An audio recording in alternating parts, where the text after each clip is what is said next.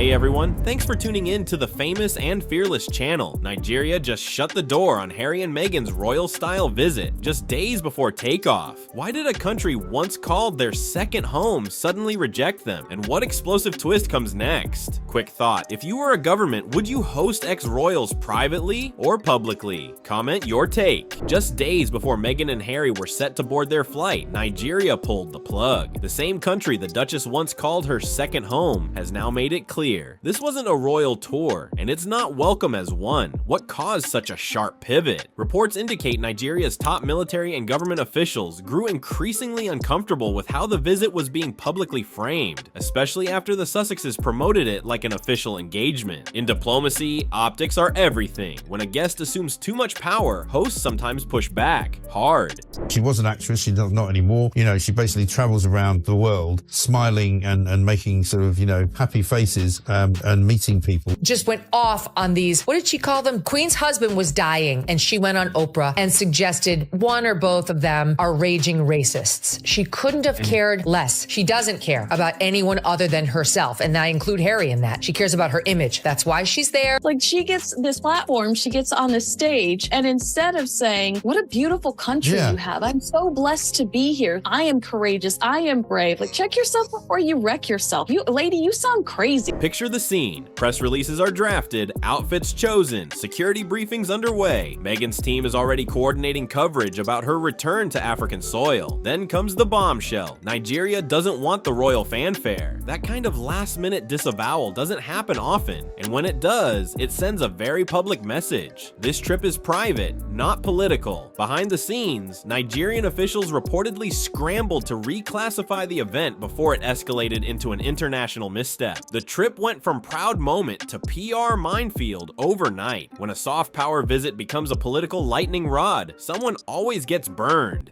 Meghan really is a great tool for representing a modern royal family, but not long after that tour did Meghan sort of do her doe-eyed crying to the camera and say, nobody knows how hard it is. And then off they went to Canada, then America, and have decided really that they miss it and clearly want to continue doing it. So have flown for one reason, to get their faces back on camera and to improve their image. They want people to think well of them, so they decide what they really need? Us. What they need is us. For the basketball court, I just think that all they do is talk, and very little action. Harry and Meghan, I don't know if this is a royal tour. They're not working royals, are they? But they're not politicians or pop stars. What exactly are they doing touring Nigeria in the first place, Kinsey? Nigerians were thinking, well, this is a bit of a waste of public money. This is not like we're courting a state that can help us with resources. This is kind of like a faux royal couple that are there to kind of boost their image.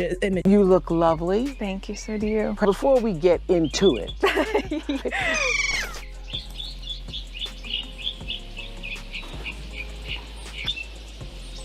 Was this really an invitation gone wrong, or a misstep in branding? The Nigerian Chief of Defense Staff reportedly extended a private courtesy, not a diplomatic endorsement, but the Sussexes' PR machine quickly transformed it into a public royal tour, complete with headlines and speculation about future partnerships. That subtle shift from personal visit to quasi-state affair might have pushed Nigerian officials into damage control mode. Private doesn't mean promotional. When VIPs overstep unspoken boundaries, host nations push back to save face. This isn't the first time officials have tried to distance themselves from Harry and Meghan's post-royal projects. During the Invictus Games in Germany, the UK Foreign Office clarified that the couple was not acting on behalf of the British government. Now, Nigeria is following suit, publicly asserting that this is not a state-sanctioned visit. It's a familiar pattern. The Sussexes accept invitations that blur public-private lines, and host countries quickly draw the boundary. Repeat patterns reveal reputational risks. Governments are growing wary of unofficial royalty with global spotlights. But wanting to exploit their royal titles, I think it stinks. And I think what King Charles should do, he should just strip them of the titles. Let them go off and be,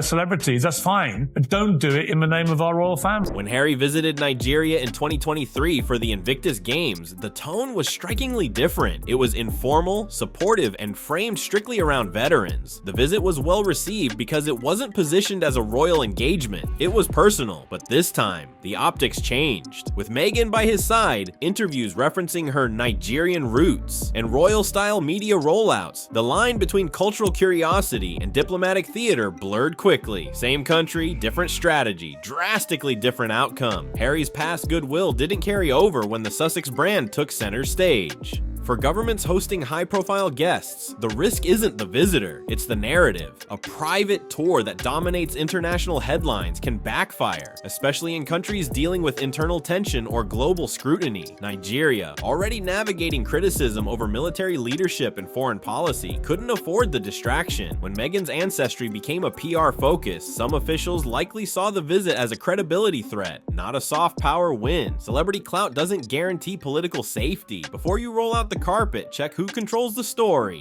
They felt like she dressed inappropriately throughout the tour. She changed clothes multiple times a day. And you're right, the objective was to look like she was the Princess of Wales, having her multiple meetings throughout the day, different looks, and that's not their status anymore. A week ago, Meghan Markle was throwing jam at her neighbors. Meghan called Nigeria her second home. But Nigeria's Ministry of Foreign Affairs called the visit entirely private. That's not just a contradiction, it's a diplomatic collision. While the Sussexes embraced cultural connections and royal overtones, Nigerian leadership doubled down on detachment, reminding everyone that no formal ties or state-level endorsements were involved. Two narratives, one tour, neither side budging. Symbolism met sovereignty and lost. When soft diplomacy turns symbolic, national clarity always wins the spotlight. They're not there on the behalf of the British government, they're at the invitation of the Nigerian government. Some people think that this is a bit risky. You know, when you're not there on behalf of say, the British Home Office, you're kind of at the whims of your host.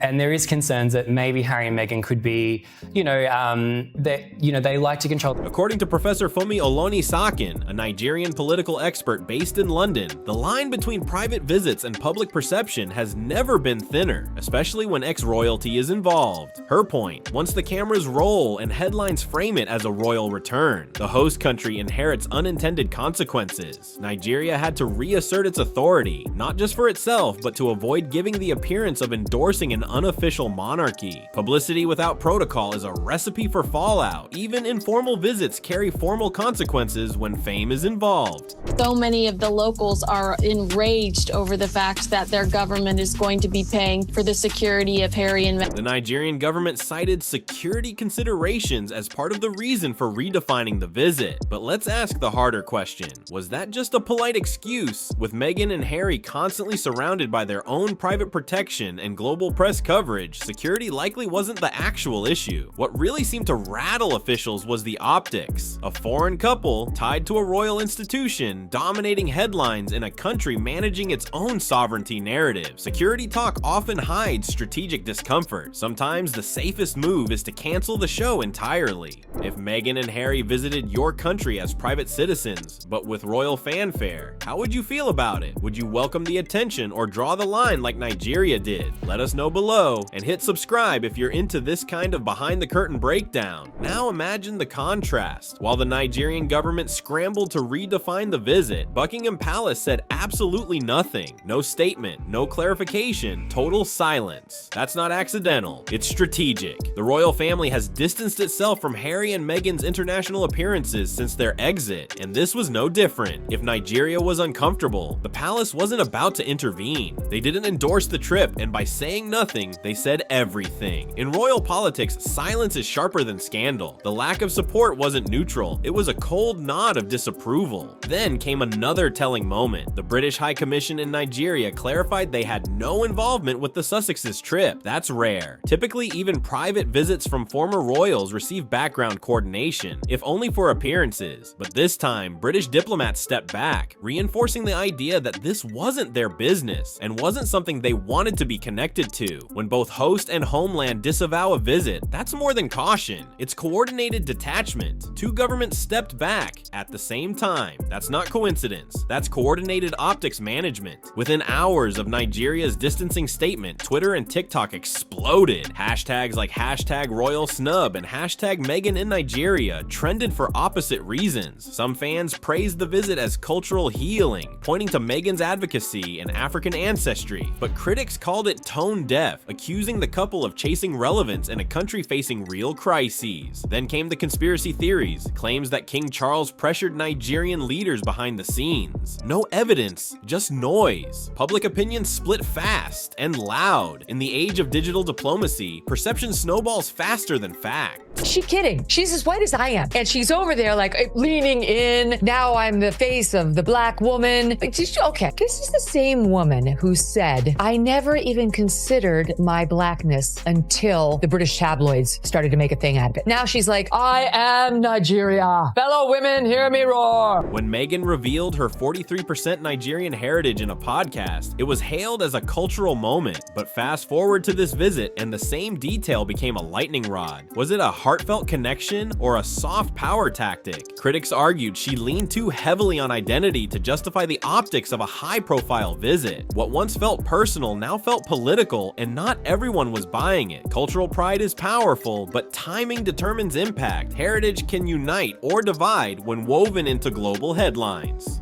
Found out that she is almost half Nigerian, and that I think has sort of guided them somewhat in wanting to go there and do their photo calls. I understand as well that Nigeria will be hosting an element of the Invictus Games, set up, of course, by the Duke of Sussex, and he's been over there as well, meeting a young Nigerian. According to Dr. Remy Adekoya, a lecturer in African politics and public affairs, when celebrities visit under the guise of cultural exchange but expect the benefits of diplomatic treatment, it places host countries in a bind. Nigeria, he argues, was never opposed to Harry and Meghan personally. It just didn't want to appear complicit in elevating unelected influence. The Sussexes didn't break any rules, but they may have bent the unwritten ones. Fame bends expectations until someone draws the line. Even goodwill tours need clarity when politics and perception collide. The Invictus Games prides itself on unity, healing, and apolitical support for wounded veterans. But after this controversy, some Nigerian officials are reportedly questioning whether future partnerships would come with too much media baggage. Harry's original visit was praised for staying focused on veterans. This new attempt, however, may have muddied the brand. If the Sussex name now triggers political fallout, it could impact everything from sponsorships to participation. Reputation is portable, and so is controversy. One misstep abroad can quietly echo across an entire mission. Wealthy, privileged young couple from California come over because Meghan's done a genealogy and they're making a Netflix documentary. Here's the twist no one's talking about. What if Nigeria made the smartest move possible? By quickly reframing the Sussex visit as private, they avoided being swept into a global media narrative they couldn't control. Imagine if they had gone along with it. Headlines would have tied the visit to state endorsement. Critics would have attacked the government for legitimizing British royalty post-colonialism, and the backlash might have gotten political fast. Instead, they pulled the plug early. Sometimes saying no protects more than saying yes. Nigeria may have saved itself a week of headlines and months of criticism. In the world of influence, access used to be everything, but now it's optics that define the outcome. Meghan and Harry may have had permission to visit, but their presence became the story, not the cause. For any high-profile figure, the lesson is clear. You can't afford to underestimate how your narrative will be received, especially on foreign soil. Even goodwill efforts can be misconstrued when the backdrop is complex. Good intentions don't neutralize bad optics. Before going global, consider how your story will be framed. Harry has been battling the British government for years over personal security. He's even taken legal action after losing taxpayer-funded protection. That fight has colored nearly every overseas trip, including this one. Nigeria's last-minute hesitation might not have been about safety logistics, but about the kind of public exposure the Sussexes attract. For Harry, who once commanded the world's most elite protective services, this kind of rejection is more than symbolic.